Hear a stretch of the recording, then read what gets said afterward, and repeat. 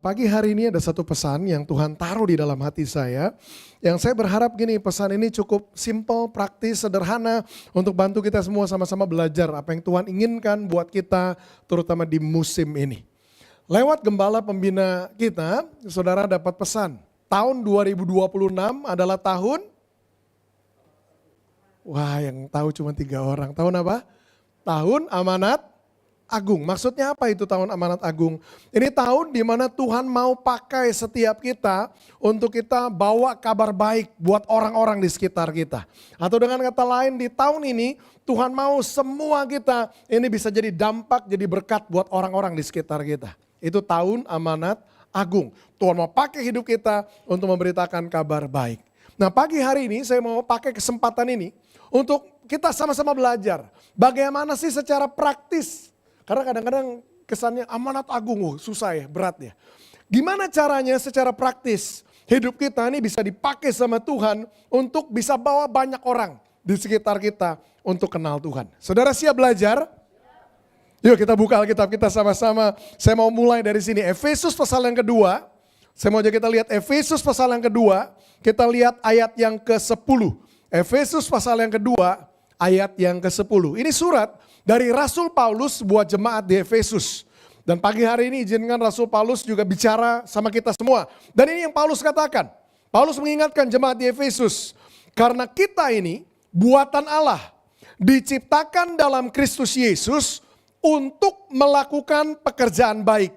Yang dipersiapkan Allah sebelumnya.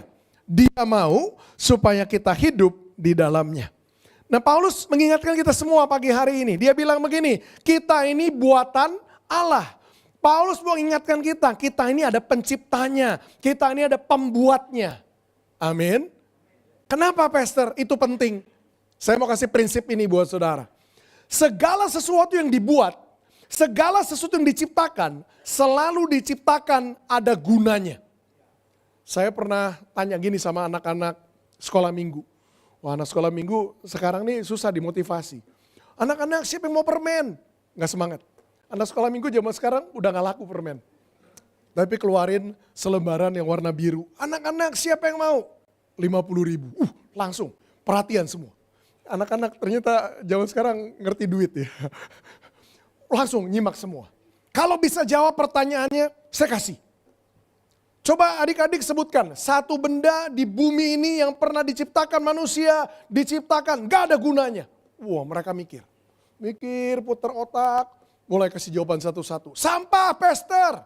Sampah, waduh bener juga sampah. Saya tanya, sebelum jadi sampah itu apa? Itu bungkus permen, Pastor. Ada gunanya gak? Ada. Oh berarti bahkan sampah pun sebelum jadi sampah ada gunanya. Mereka mikir satu-satu, mereka sebutin. Ini nih, apa namanya, ganjelan plastik. Apa itu? Ganjelan pintu, ada gunanya nggak ada. Ternyata kesimpulannya satu.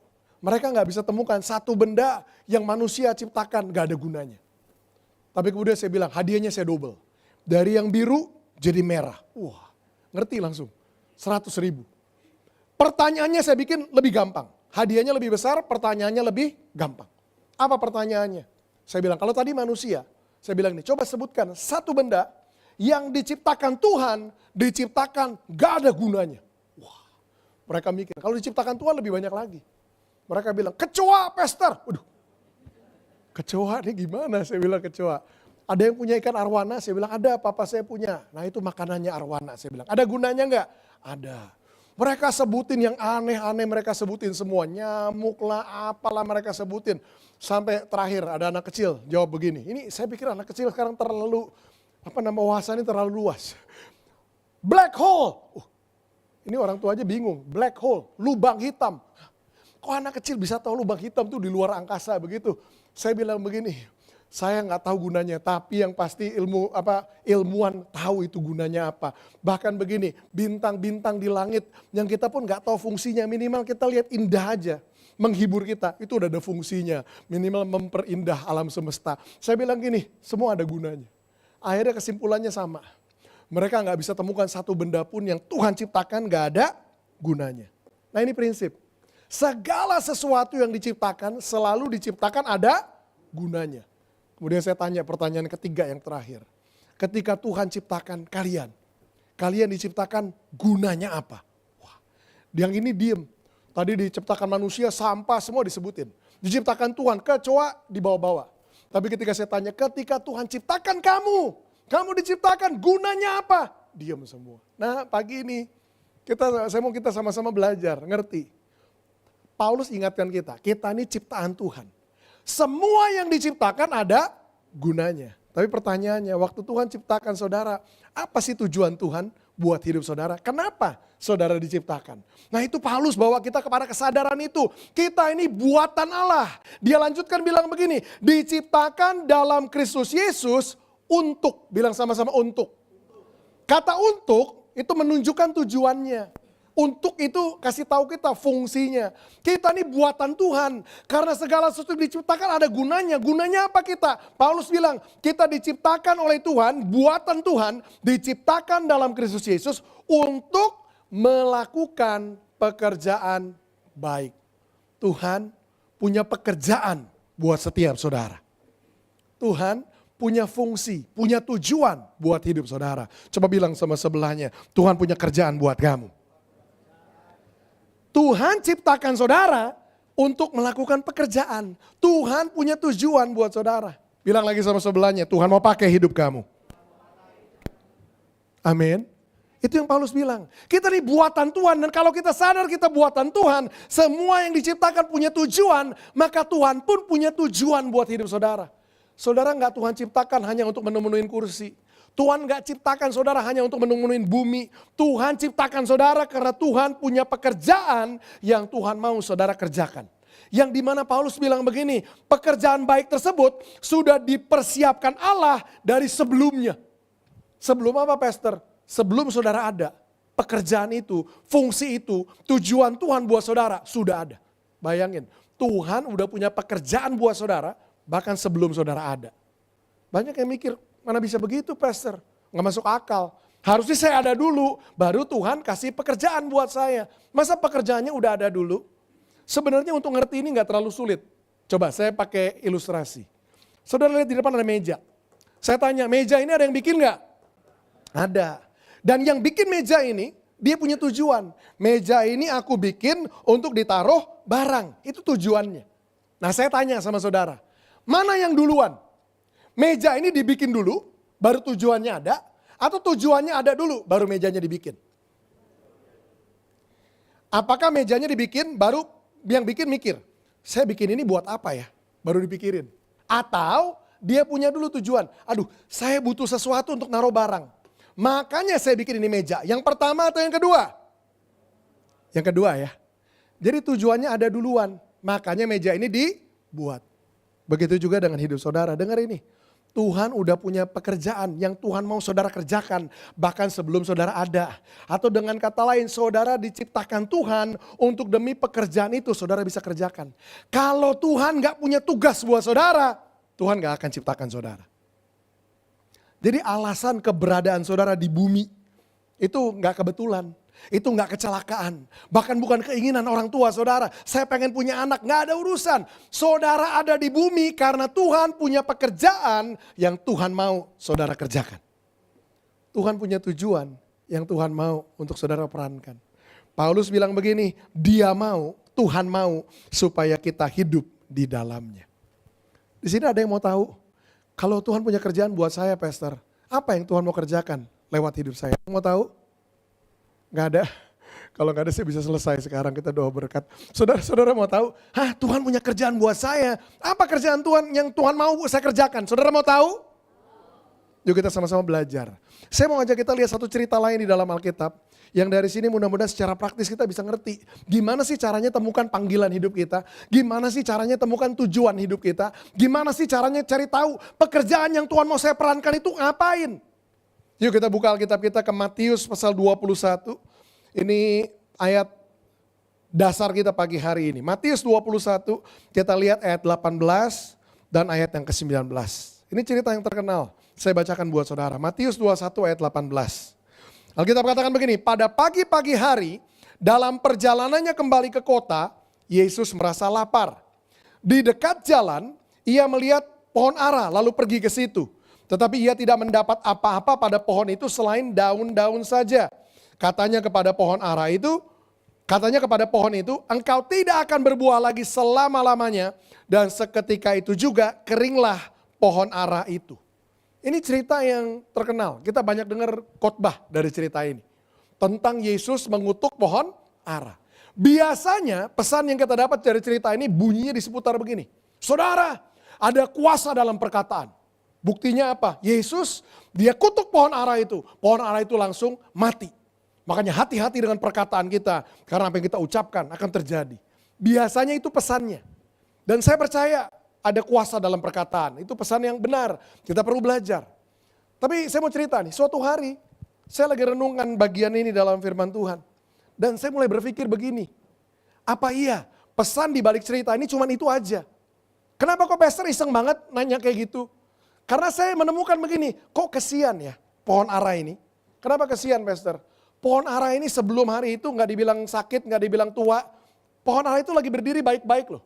Kenapa pohon ara ini harus mati hari itu? Cuman gara-gara Yesus mau mendemonstrasikan ada kuasa dari perkataan. Kok kesian ya saya pikir. Pohon ara ini cuma jadi korban demonstrasi Yesus. Jadi saya merenungkan apa mungkin ada pesan lain yang kita bisa dapat dari cerita ini. Ternyata ketika saya mulai baca, saya mulai tanya Tuhan. Tuhan tunjukkan sesuatu yang lain, yang berbeda dari cerita ini. Yang saya mau ajak kita belajar darinya. Pagi hari ini saya mau ajak kita belajar bukan dari cara pandang Yesus yang mengutuk pohon ara itu, tapi sebaliknya justru dari cara pandang si pohon aranya sendiri. Kenapa? Karena saya temukan pohon ara ini dia harus mengalami kematian yang tragis. Kenapa? Karena dia gagal melakukan sesuatu. Pohon ara ini saya percaya begini, seperti saudara dan saya diciptakan oleh Tuhan dengan tujuan, dengan fungsi. Dan ketika pohon ara tersebut nggak bisa memenuhi tujuannya, maka di mata Tuhan gak ada gunanya pohon ara ini hidup lebih lama. Saya percaya itu pesannya. Pohon ara itu ditaruh di situ ada tujuannya, ada fungsinya, ada pekerjaan yang harus dia perankan.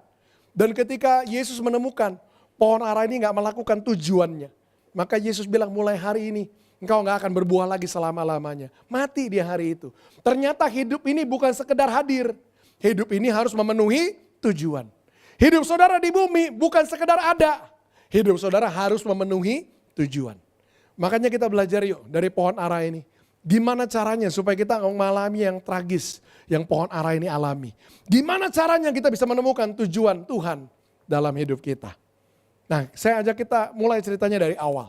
Alkitab bilang begini, pada pagi-pagi hari dalam perjalanannya kembali ke kota, Yesus merasa lapar. Ini settingnya. Saudara yang penasaran, tanya lebih jauh. Yesus balik ke kota pagi-pagi. Memang dia dari mana mau kemana? Ya saudara baca ayat-ayat sebelumnya. Orang teologi sebut ini konteks. Saudara cari tahu konteksnya.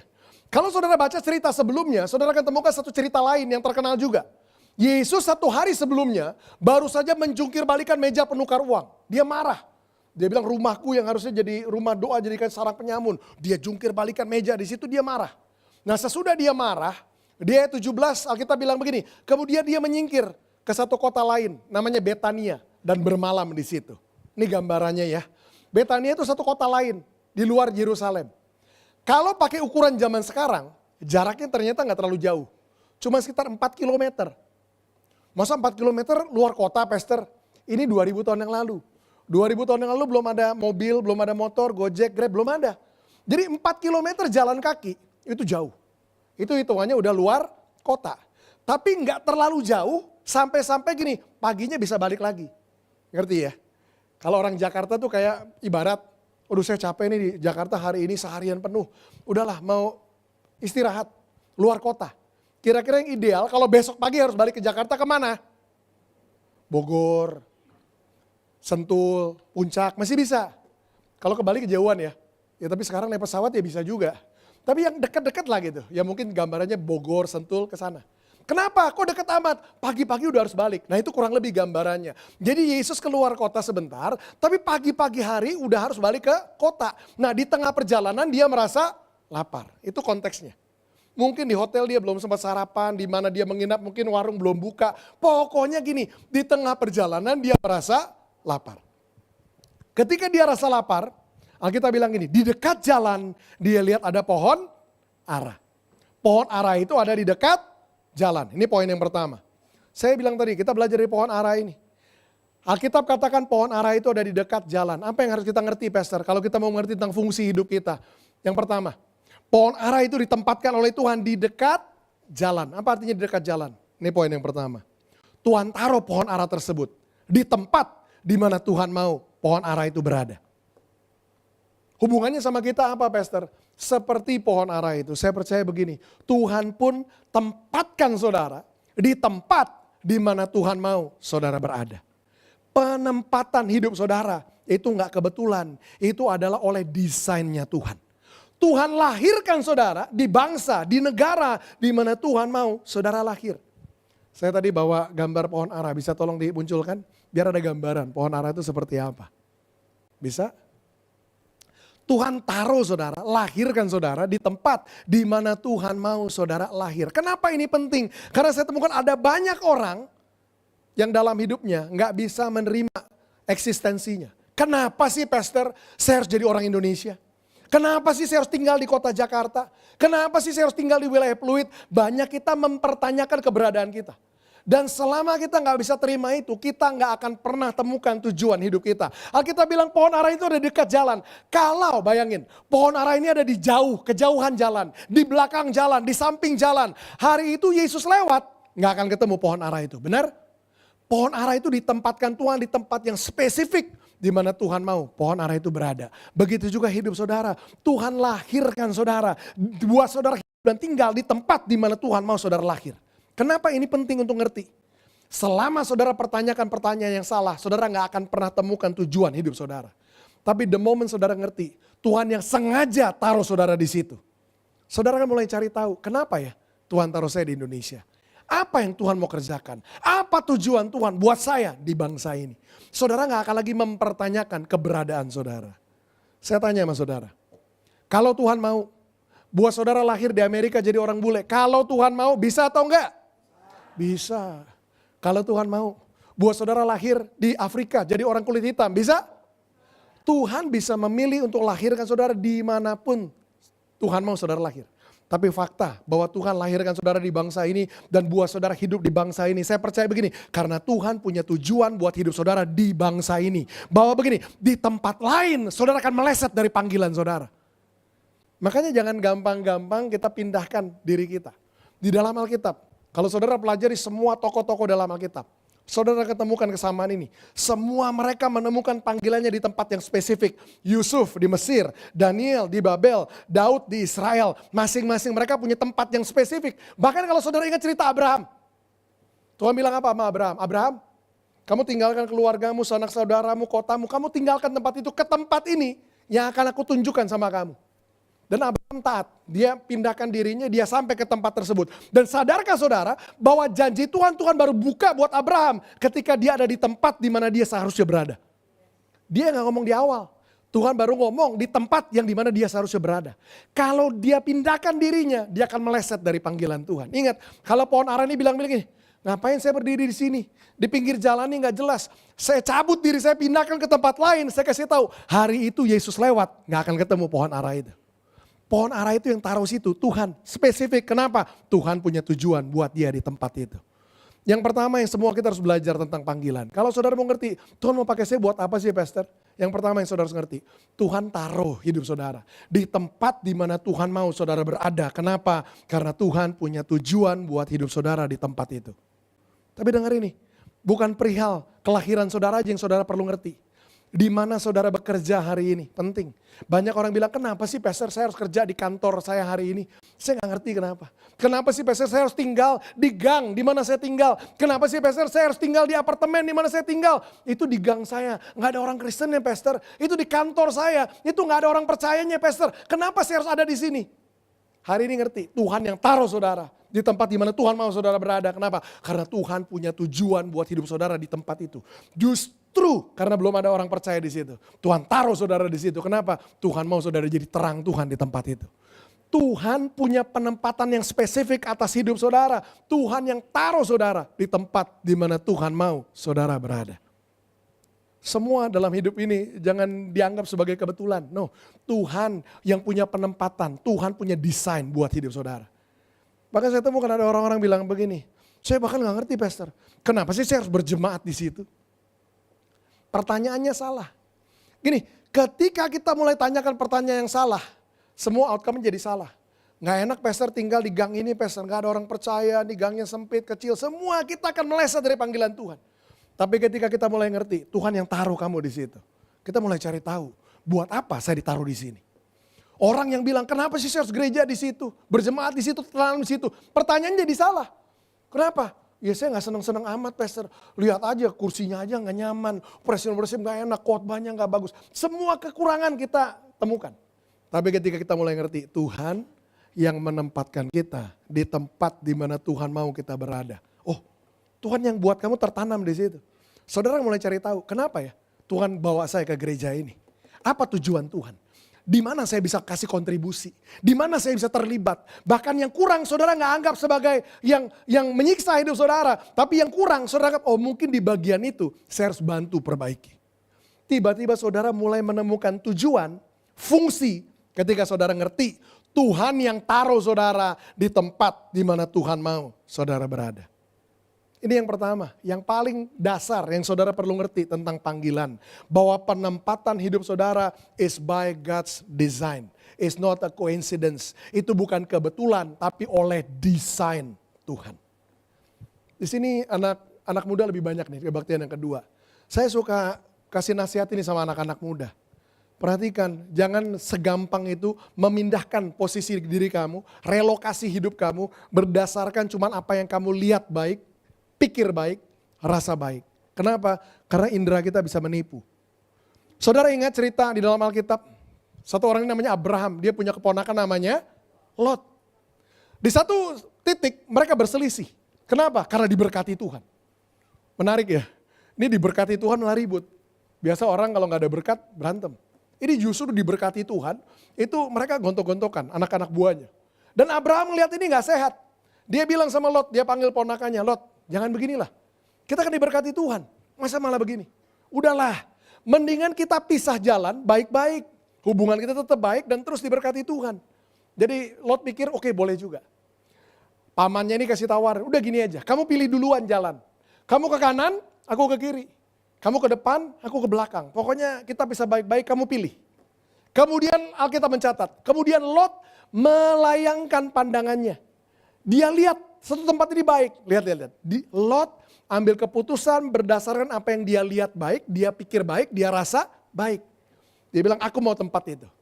Yang dia gak sadar, ternyata tempat yang dia pilih, kita tahu sekarang. Tempat itu adalah Sodom dan Gomora. Itu yang dimusnahkan sama Tuhan. Kenapa dia pilih tempat yang salah? Karena dia ambil keputusan berdasarkan apa yang dia lihat baik, pikir baik, dan rasa baik. Pastor, saya gak suka di kantor ini. Saya lihat nggak ada prospeknya. Saya rasa juga nggak nyaman di sini. Saya pikir, aduh di sini saya nggak ada masa depan itu. Lihat, pikir, rasa. Jangan pernah ambil keputusan sekedar berdasarkan apa yang kamu lihat baik, pikir baik, rasa baik. Kalau gitu ambil keputusan dasarnya apa, Pastor? Cari tahu kehendak Tuhan. Tuhan mau kamu di mana? Kenapa begitu, Pastor? Tapi tempat ini kelihatannya nggak enak. Ini kayak padang gurun. Saya kasih tahu saudara, bahkan di padang gurun Tuhan bisa buka mata air. Tapi di tempat yang subur sekalipun bisa jadi tempat yang gersang. Kalau saudara di tempat yang Tuhan nggak mau saudara ada di situ. Di tahun 98 zaman itu, semua orang berlomba-lomba mau keluar kan? Kenapa? Karena dipikir nggak ada masa depan di bangsa ini. Saya lihat tempat-tempat lain lebih menarik. Hari ini orang berlomba-lomba pengen pulang. Kenapa? Ternyata tempat yang waktu itu mereka pikir lebih baik, sekarang malah ngeri. Saudara tinggal di Amerika, hari ini ngeri. Serem, perang saudara dan penembakan. Sekarang udah lah gak usah cerita, saudara tahu sendiri semuanya. Dulu orang berlomba-lomba ke sana. Ternyata tempat yang baik itu bukan yang kita pikir rasa lihat baik. Tapi tempat di mana Tuhan mau kita berada itu tempat yang terbaik. Itu ngerti. Tuhan tempatkan saudara, prinsip yang pertama. Tuhan tempatkan saudara di tempat di mana Tuhan mau saudara berada. Ini saudara ngerti dulu penting. Hari ini mulai rubah cara berpikirnya. Enggak lagi mempertanyakan kenapa saya ada di sini, kenapa saya Tuhan yang taruh kamu di situ. Kalau Tuhan taruh saya di sini, kenapa Tuhan taruh saya di sini? Buat apa Tuhan taruh di sini? Saudara mulai tanya pertanyaan-pertanyaan yang benar. Kenapa Tuhan tempatkan saya di sini? Cari tahu Tuhan mau buat apa lewat hidup saudara di tempat itu. Yang pertama, Tuhan taruh saudara di tempat di mana Tuhan mau saudara berada. Yang kedua, kalau saudara mau belajar tentang panggilan. Alkitab bilang pohon ara ini ada di dekat jalan. Itu poin kedua. Di dekat jalan ada pohon ara. Pastor, itu kan poin pertama tadi. Iya, poin pertama itu ayatnya. Tapi poin kedua ayatnya juga sama. Tapi pesannya beda. Bukan hanya pohon ara ini ditaruh Tuhan di tempat di mana Tuhan mau pohon ara ini berada. Tapi yang kedua, pohon ara tersebut juga dilahirkan Tuhan di waktu di mana Tuhan mau pohon ara itu lahir. Artinya apa? Lihat nih. Pohon ara ini waktu dihampiri Yesus nggak masih kecil. Kalau pohon ara ini masih baru bertunas, masih kecil. Kemudian pohon ara itu mana Yesus bilang, mana buah kamu? Ini Yesus yang aneh.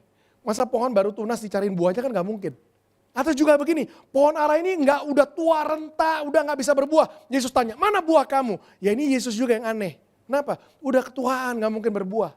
Tapi dengar gini, pohon ara ini bukan hanya ada di tempat yang tepat, tapi ada di waktu yang tepat. Pohon ara ini gak kemudaan, gak ketuaan untuk menghasilkan buah. Dia ada di waktu yang tepat. Kenapa ini penting pastor untuk ngerti? Seperti pohon ara ini, saya percaya di tempat ini, nggak ada saudara yang terlalu muda untuk dipakai Tuhan, tapi juga nggak ada saudara yang terlalu tua untuk dipakai Tuhan. Kenapa? Karena Tuhan mau pakai saudara sekarang. Coba bilang sama sebelahnya, kamu nggak kemudaan. Kalau yang muda bilang kamu nggak kemudaan. Kalau yang lebih tua bilang kamu nggak ketuaan untuk dipakai Tuhan. Amin. Tuhan mau pakai saudara kapan? Sekarang. Itu. Bukan cuma Tuhan tempatkan saudara di tempat yang tepat, tapi Tuhan mau pakai hidup saudara ini sekarang. Saya temukan orang tuh aneh-aneh. Sama yang muda mereka bilang nantilah pastor udah tuaan. Sama yang tua mereka bilang, waduh pastor ngomongnya harusnya 20 tahun lalu. Kalau saya lebih muda saya siap. Nah saya cerita nih. Ya puji Tuhan dalam anugerah Tuhan. Saya melayani Tuhan tahun ini tahun ke-28. Saya melayani Tuhan udah 28 tahun. Cerita ini bukan buat pamer, tapi untuk kasih saudara ngerti. Saya udah ngelewatin banyak generasi, banyak orang saya jumpain. Di zaman saya pertama kali khotbah umur 18 tahun, 19 tahun, saya khotbah sama anak-anak youth. Ya kita sepantaran dulu, saya sama Petrus, Paulus, itu teman sepantaran semua. Pelayanan dari zaman youth, anak-anak youth kita khotbah. Tuhan mau pakai anak-anak muda sekarang. Anak youth respon, pastor, kita masih kecil, masih SMA. Nanti pastor, tunggu kita kuliah, waktu kita lebih leluasa. Oh gitu, ya udah. Ditungguin, anak kuliah saya khotbah lagi. Tuhan mau pakai anak-anak kuliah sekarang. Responnya lain lagi, pastor, kita lagi kuliah, kita harus dapat nilai bagus supaya bisa bangun karir. Ya udah ditungguin lagi. Pas akhirnya udah mulai pada kerja. Saya khotbah lagi, Tuhan mau pakai dewasa muda sekarang. Mereka bilang, pastor, kita lagi merintis karir. Nantilah kalau kita udah mapan, udah sampai posisi-posisi tertentu, kita leluasa, punya waktu, punya uang. Masuk akal, ya udah ditungguin lagi. Udah jadi manajer, udah mulai mapan. Saya khotbah lagi, Tuhan mau pakai profesional muda sekarang. Responnya lain lagi, pastor, bener sih. Kita udah mulai mapan, tapi kita belum berumah tangga, pastor. Nantilah, tunggu habis kita nikah, punya anak, baru kita melayani Tuhan. Ditungguin lagi. Nikah pada punya anak, wah ketemu lagi. Tuhan mau pakai kalian sekarang.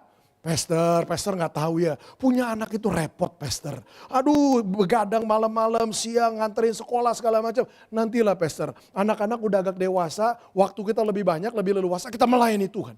Ditungguin lagi. Wow, anak-anak udah pada remaja, kuliah, Tuhan mau pakai kalian sekarang.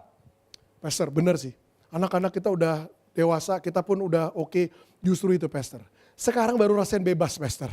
Bertahun-tahun kita harus sama anak, karena kita baru bebas. Kita mau habiskan waktu berdua dulu, jalan-jalan keliling dunia pastor. Waduh, ditungguin lagi nih, berapa tahun kemudian ketemu lagi. Tuhan mau pakai kalian sekarang. Jawabannya lain lagi, pastor gak lihat. Sekarang kita udah ketuaan pastor mau dipakai Tuhan.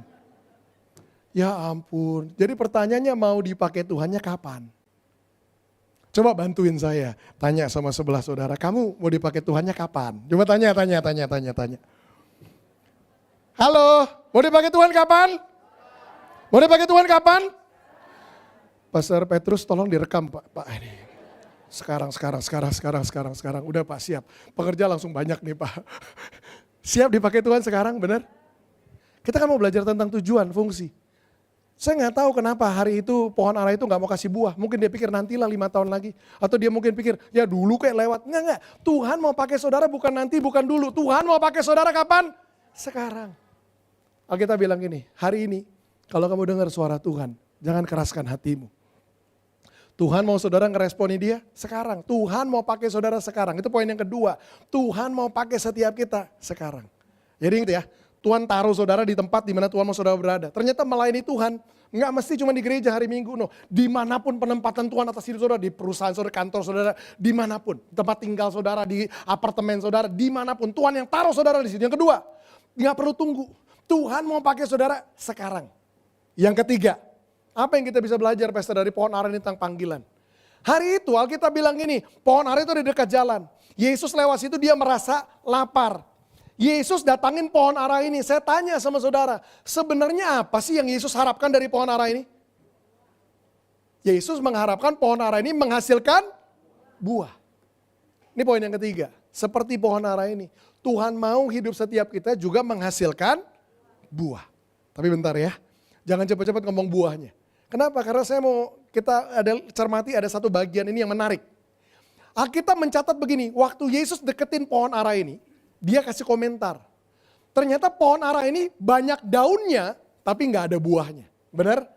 Banyak daunnya tapi nggak ada buahnya. Kenapa itu menarik Pastor? Saya mau saudara ngerti sedikit ilmu perkebunan pohon ara. Karena ada orang komplain. Ini Yesus juga mungkin aneh Pastor. Kenapa aneh? Siapa tahu itu bukan musim berbuah. Masa dia cari buah gitu. Ini saya mau saudara ngerti. Pohon ara adalah satu pohon yang setiap kali musim berbuah daunnya pasti keluar banyak. Nangkap ya? Artinya apa? Jadi gini, pohon ara ini buahnya kecil-kecil. Dari jauh buahnya nggak kelihatan. Jadi tahu dari mana ini ada buahnya atau enggak. Kalau dari jauh kelihatannya gini, kalau banyak daunnya, harusnya banyak buahnya. Kalau dari jauh nggak kelihatan ada daunnya, nggak bakal didatengin. Kenapa? Karena udah pasti bukan musim Tadi saudara orang Jakarta liburan ke Bogor. Dalam perjalanan balik ke Jakarta, lewat tol. Belum sempat sarapan di hotel, balik ke Jakarta. Aduh lapar nih, apa yang saudara cari? Rest area. Rest area cari apa? Buka 24 jam. Kalau dibilang tutup, didatengin nggak? Nggak mungkin, sama pohon ara. Wah nggak ada daunnya nih, nggak usah didatengin. Udah pasti nggak ada buahnya, bukan musimnya. Nangkap ya? Jadi daun yang banyak mengindikasikan itu harusnya musim berbuah. Jadi jangan ada yang bilang lagi, ini Yesus aneh, bukan musim berbuah, masa dia datengin? Enggak, ini musim berbuah, tahu dari mana? Daunnya banyak. Tapi itu bukan sekedar knowledge. Saya percaya ada pewahyuannya di sini. Seperti pohon ara ini, jangan sampai hidup kita kayak begitu. Cuman terlihat banyak daunnya, tapi nggak ada buahnya. Maksudnya apa Pastor? Hidup kita kelihatan banyak daunnya nggak ada buahnya. Jangan sampai hidup kita cuman gini, dilihat orang, kelihatannya Kristen. Tapi waktu dideketin, ya Kristennya KTP doang. Jangan sampai hidup kita cuma begini, kelihatannya rohani. Kelihatannya rohani itu dari mana? Kelihatan. Pakai kalung salib gede banget. Wow, serem. Itu setan-setan udah minggir, hati-hati salibnya dia gede. Bawa Alkitab, gede banget, pendeta sampai minder. Di Alkitab dia lebih gede dari Alkitab kita. Kelihatannya rohani. Dari mana? Kalau ngomong yang keluar ayat. Kalau bercanda yang keluar ayat. Kalau nyindir orang yang keluar ayat. Bahkan maki-maki orang pakai, mudah-mudahan gak ada di sini ya. Maki-maki juga pakai ayat. Kelihatannya rohani, tapi waktu orang deketin, ya. Jangan sampai hidup kita cuma kelihatan banyak daunnya, tapi gak ada buahnya. Itu pesannya. Jangan sampai kelihatannya hidup kita cuma, Tuhan mengharapkan buah. Nah sekarang pertanyaannya, kalau gitu buah apa Pastor yang kita harus hasilkan dalam hidup kita? Saya sadar banyak saudara di sini orang Kristen udah lama, saudara dengar banyak khotbah, banyak versi tentang buah. Saya udah dengar versi ini. Saudara ada 4 jenis buah yang kita harus hasilkan. Yang pertama buah pertobatan. Apa itu? Hidup kita harus berubah waktu kenal Tuhan. Oke. Yang kedua buah roh. Apa itu? Karakter.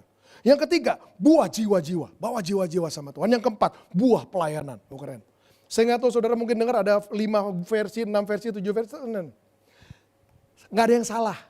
Tapi kadang-kadang kita berteori banyak tentang buah, kita jadi bingung sendiri. Saya mau buat pengertian tentang buah jadi sangat gampang. Saudara di sini akan ngerti, semua saudara bisa berbuah. Apa itu buah? Ini definisi buah yang paling simpel. Buah adalah Apa yang hidup saudara hasilkan yang bisa bermanfaat buat orang lain. Itu baru namanya buah. Buah adalah apa yang saudara punya yang bisa berguna buat orang lain. Itu baru namanya buah. Kenapa pastor itu buah? Karena prinsip ini prinsip. Karena nggak ada pohon yang makan buahnya sendiri. Benar apa benar? Coba pikir, pohon apa yang buahnya dimakan sendiri? Ada? Pohon jeruk, keluar buah jeruk. Yes, besok saya makan jeruk. Ada? Nggak ada. Karena nggak ada jeruk makan? Nggak ada. Jeruk nggak makan jeruk. Jadi nggak ada pohon yang makan buahnya sendiri. Artinya apa? Selama hidup saudara diberkati Tuhan dan semuanya hanya saudara nikmati sendiri, dengar, saudara belum berbuah. Jadi ukuran buah, tapi hidup saya diberkati, pastor, ya puji Tuhan hidup diberkati. Tapi hidup berbuah ukurannya bukan hidupmu diberkati atau tidak. Tapi ketika apa yang Tuhan percayakan dalam hidup saudara bisa berguna buat orang lain, saudara baru berbuah. Berbuah ukurannya itu. Kebermanfaatan saudara terhadap orang lain. Kebergunaan saudara. Pertanyaannya gini, is your life useful or not? Are you enjoying your life for yourself or people can enjoy your life? Apakah saudara menikmati hidup saudara buat diri saudara sendiri atau hidup saudara bisa dinikmati sama orang lain? Itu ukurannya berbuah. Karena nggak ada pohon yang makan buahnya sendiri. Ternyata, dengar, saya percaya semua kita bisa berbuah. Ketika apa? Ketika kita mengizinkan Tuhan pakai apa yang kita punya untuk bermanfaat buat orang lain. Atau bahasa kerennya jadi berkat buat orang lain. Tapi pastor, saya gak punya duit pastor, uang saya dikit. Yang ngomongin uang siapa? Saya ngomong kebergunaan kita sama orang lain. Gak mesti bentuknya uang. Bisa jadi waktu saudara, bisa jadi telinga saudara. Pastor, saya ibu rumah tangga. Saya mau dengarlah masalah orang. Saya buka telinga saudara. Oh, saya untuk orang curhat. Saudara berguna, saudara berbuah. Ketika kita pakai apa yang kita punya, mungkin keahlian saudara, skill saudara, keterampilan saudara, ternyata banyak yang bisa dijadikan buah. Yang pasti begini, ada orang-orang di sekitar kita yang harus bisa menikmati apa yang kita punya. Kita baru Tuhan mau kita berbuah. Hari itu Yesus merasa lapar. Tuhan harapkan pohon ara ini menghasilkan buah. Semua kita harus berbuah. Itu yang ketiga. Tuhan mau pakai apa yang saudara punya untuk jadi berkat buat orang lain. Yang keempat, yang terakhir. Oke pastor, saya udah ngerti. Tuhan taruh saya di tempat di mana Tuhan mau saya berada. Tuhan mau pakai saya sekarang, oke saya siap dia pakai Tuhan. Tuhan mau apa yang saya punya jadi berkat buat orang lain. Itu pun saya oke pastor. Tapi gimana caranya? Secara praktis, praktekinnya gimana saya berbuah? Itu bentuknya kayak gimana pastor? Saya mau saudara tangkap gambaran profetik ini. Hari itu pohon ara itu berdiri di situ. Saya nggak tahu apa yang ada dalam benak pikirannya. Mungkin dia ngerti, ya Tuhan yang taruh saya di sini. Saya mau dipakai Tuhan sekarang. Dan mungkin dia juga sadar, apa yang saya punya oke lah jadi berkat buat orang lain. Tapi mungkin seumur hidupnya dia bertanya-tanya, Tuhan ciptakan saya buat apa sih panggilan saya? Mungkin ada saudara di sini yang bilang, pastor saya juga udah berdoa selama ini. Tuhan panggilanmu buat aku apa? Tuhan mau pakai aku buat apa? Fungsi aku buat aku mencari pastor kemana-mana. Ikut seminar, conference, apa panggilan Tuhan buat saya? Saya cari kemana-mana. Saya belum ketemu panggilan Tuhan buat hidup saya. Dengar. Mungkin pohon ara itu lagi mencari panggilannya. Tapi hari itu Alkitab bilang begini, Yesus yang menghampiri pohon ara itu. Dengar, saya mau bernubuat buat saudara. Mungkin selama ini saudara mencari panggilan hidup saudara. Saudara tanya sama Tuhan, doa bolak-balik. Mungkin selama ini saudara mencari panggilan hidup saudara. Tapi dengar gini, akan datang satu waktu di mana bukan saudara yang menemukan panggilan saudara, tapi akan datang satu waktu di mana panggilan saudara yang datang menemui saudara. Yesus yang datang ke pohon ara itu, bukan pohon ara ini yang cari panggilannya. Panggilannya yang datang menghampiri dia. Akan datang satu waktu dalam hidup saudara, di mana bukan saudara yang cari panggilan, tapi panggilan yang mendatangi saudara. Saudara tanya, panggilan mendatangi hidup saya, bentuknya apa pastor? Hari itu panggilan pohon ara ini datang menghampiri dia dalam bentuk begini. Kebutuhan sederhana yang dia jumpai di tengah kesehariannya. Yang bunyinya begini, Yesus merasa lapar. Ini pertanyaan saya, bagaimana kalau panggilan saudara datang menghampiri hidup saudara. Di tengah keseharian saudara. Dia kan gak lagi KKR ya. Dia lagi berdiri seperti hari-hari sebelumnya, berdiri seperti biasa di tengah kesehariannya.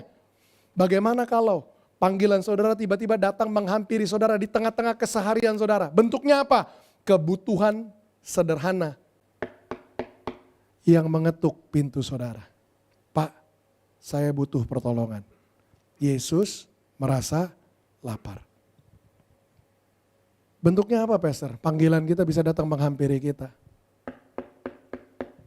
Kebutuhan sederhana yang kita jumpai di tengah keseharian kita. Mungkin di tengah-tengah aktivitas saudara di lampu merah. Pak, tolongin saya belum makan. Di rumah saudara, tetangga saudara datang. Pak, tolong, anak saya belum bayar SPP. Di kantor saudara, anak buah saudara datang bilang, Pak, tolong, mertua saya masuk rumah sakit. Sehari-hari, setiap harinya kita menjumpai kebutuhan-kebutuhan yang datang menghampiri kita. Pertanyaan saya, bagaimana kita meresponinya selama ini? Mungkinkah kita meresponinya seperti pohon ara ini? Kita menolak, mengabaikan untuk memberikan jawaban. Maaf, saya nggak bisa bantu, saya nggak bisa tolong. Dalam kasus pohon ara ini, penolakan dia terhadap kebutuhan yang muncul mendiskualifikasi dia dari dipakai Tuhan. Saya percaya begini, ini yang saya yakini, ini prinsip. Kalau penolakan dia terhadap kebutuhan yang muncul, mendiskualifikasi dia. Yesus bilang mulai hari ini engkau gak akan berbuah lagi selama-lamanya. Tuhan bilang kamu gak siap hidupmu berfungsi. Menjalankan tujuan kamu. Kamu menghasilkan apa yang harus kamu hasilkan. Maka Tuhan bilang begini, gak ada gunanya dong kamu hidup di bumi ini. Tuhan melihat pohon ara ini, bukan masalah dia marah pohon ara ini gak kasih buah. Tapi buat Yesus, semua diciptakan dengan tujuan. Kalau kamu gak memenuhi tujuan kamu, buat apa kamu hidup di bumi? Kalau penolakan dia terhadap kebutuhan yang muncul, mendiskualifikasi dia. Maka saya percaya begini, kalau aja hari itu dia respon. Ada Yesus yang merasa lapar, kebutuhan yang muncul. Apa yang saya punya? Oke, saya berikan. Makan buah yang saya punya. Saya percaya kalau penolakannya mendiskualifikasi dia, maka saya percaya penerimaan dia, kalau dia respon, itu akan membuka pintu anugerah yang membuat dia, yang membuat Tuhan pakai hidupnya lebih lagi. Alkitab bilang ini, barang siapa setia sama perkara-perkara yang kecil, Tuhan akan percayakan perkara-perkara yang lebih. Gimana saudara ngerespon kebutuhan yang muncul di tengah keseharian saudara, menentukan anugerah Tuhan akan mengalir seperti apa dalam hidup saudara. Saya ketemu dalam hidup saya orang-orang sederhana, gak punya uang banyak. Tapi ketika ada kebutuhan muncul, mereka mau respon. Mereka mau bantu, tolong, lakukan sesuatu. Saya kasih lihat apa yang ada di dalam pikiran Tuhan. Tuhan bilang gini, nih orang, duitnya gak banyak, tapi mau tolong orang. Tuhan bilang gini, gimana kalau duitnya banyak, pasti dia tolong lebih banyak orang. Tapi beberapa kita mungkin jauh lebih diberkatin, punya uang banyak. Ada kebutuhan yang muncul, kita gampang tolak. Tuhan bilang orang ini udah punya duit aja pelit, tambah kaya tambah, saudara yang ngomong. Saya cuma menerjemahkan gimana cara Tuhan ngelihatnya. Ini bukan masalah hidup, no. Ini masalah fungsi. Tuhan mau setiap kita ini berbuah.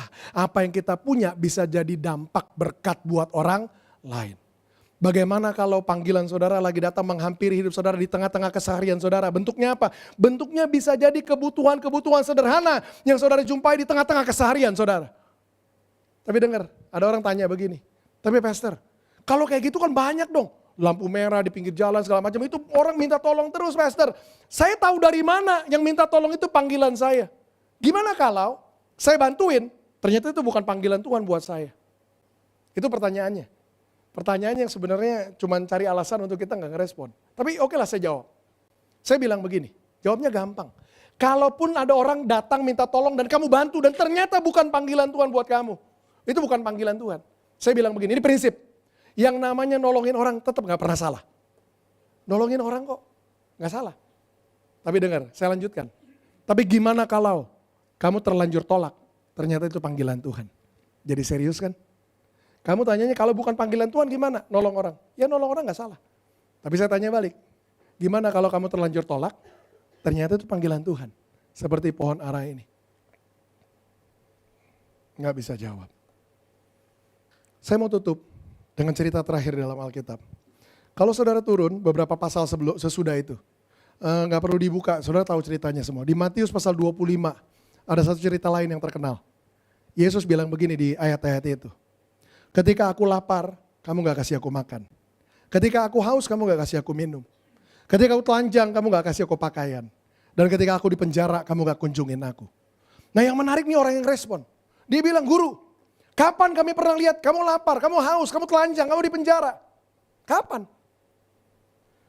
Seperti kita lagi tanya, Tuhan kapan? Kami udah minta panggilan Tuhan buat saya, tapi Tuhan gak pernah ngomong, kapan Tuhan kami lihat? Jawaban Yesus bilang begini, apapun juga yang kamu lakukan terhadap salah seorang yang paling hina ini, kamu lagi lakukan untuk aku. Waktu ada orang di tengah keseharian saudara datang mengetuk pintu saudara. Pak, bantuin saya Pak. Kita buka pintu, kita lihat. Apa yang kita lihat? Cuman gembel. Cuman orang miskin. Cuman orang susah. Kita pandang orang-orang ini sebagai orang-orang yang paling hina. Yesus bilang, apapun yang kamu lakukan terhadap salah seorang yang paling hina ini, kamu lagi lakukan untuk aku. Bagaimana kalau Yesus yang lagi datang menghampiri saudara lewat anak kecil, saya gak bilang itu jelmaan, no. Tapi saudara nangkep poinnya. Bagaimana kalau Yesus yang lagi mengetuk pintu saudara, melalui orang-orang sederhana ini, minta saudara respon. Gimana kalau Tuhan lagi berusaha tunjukkan sama saudara di mana Tuhan mau pakai hidup saudara. Saya percaya begini, saudara jangan mimpi kasih makan satu bangsa, satu kota. Kalau ada satu orang kelaparan di sebelah rumah saudara gak mau bantu. Jangan mimpi kasih pendidikan buat kota ini. Kalau ada satu orang gak bisa sekolah aja saudara gak mau bantu. Tapi saya percaya gini, waktu saudara mulai setia sama yang kecil, saudara mau bantu. Itu yang ngebuka pintu buat anugerah Tuhan yang mengalir besar. Tuhan bilang kamu mau sekolahkan satu orang, aku kasih kamu kemampuan sekolahkan 10 orang. Kamu sekolahkan 10 orang, aku kasih kamu kemampuan sekolahkan satu kampung. Kamu sekolahkan satu kampung, aku kasih kamu kemampuan untuk sekolahkan satu kota, satu bangsa. Dan lewat hidup saudara, saudara jadi berkat buat banyak orang. Dan banyak orang boleh datang sama Tuhan. Ini tahun amanat agung. Ternyata memberitakan Injil gak sesulit yang kita pikir. Tuhan sekedar mau kita nih menghasilkan buah. Saudara gak perlu kuliah teologi dulu tinggi-tinggi S3 untuk bisa khotbahin orang. Saya kasih tahu khotbah paling pertama saudara lewat hidup yang saudara jadikan berkat buat orang di sekitar saudara. Hari ini saya harap kita sama-sama belajar. Tuhan taruh saudara di tempat yang spesifik. Nggak perlu tunggu waktu yang lain, Tuhan mau pakai saudara sekarang. Tempat-tempat saudara berada itu ladang misi saudara. Kantor saudara, semua tempat itu ladang misi. Tuhan mau pakai saudara di situ. Rumah tinggal saudara, apartemen itu ladang misi. Tuhan taruh saudara di situ. Tuhan mau saudara jadi berkat. Yang kedua, jangan tunggu. Tuhan mau pakai saudara sekarang. Yang ketiga, sadar. Yang Tuhan mau pakai itu apa yang saudara punya kok. Yang saudara gak punya ya gak usah pikirin. Saya gak bisa doa 5 jam pastor, saya gak bisa khotbah. Nah. Tuhan gak minta. Apa yang saudara punya. Waktu saudara, tenaga saudara, keahlian saudara, uang saudara, apapun. Oke Tuhan, ya kalau saya punya, saya mau Tuhan. Tapi yang keempat, jadi peka lah terhadap kebutuhan-kebutuhan yang muncul. Karena bisa jadi ada orang-orang ini yang Tuhan kirim ke dalam hidup kita. Untuk berusaha menunjukkan panggilan Tuhan buat hidup kita. Orang-orang yang perlu gini, mengalami kebaikan Tuhan lewat hidup kita. Saudara, percuma ngomong Yesus baik sama orang kalau mereka gak bisa ngerasakan kebaikan Yesus lewat hidup saudara. Percuma berteori bahwa saudara punya Tuhan yang rela mati berkorban buat mereka kalau saudara gak rela berkorban buat orang-orang di sekitar saudara. Pesan saudara akan nyampe lewat perbuatan saudara. Alkitab bilang begini, biar terangmu bercahaya, biar orang melihat perbuatanmu yang baik dan memuliakan Bapamu yang di sorga. Ternyata terang kita bercahaya ketika orang lihat perbuatan baik kita. Dan orang akan memuliakan Bapa di sorga.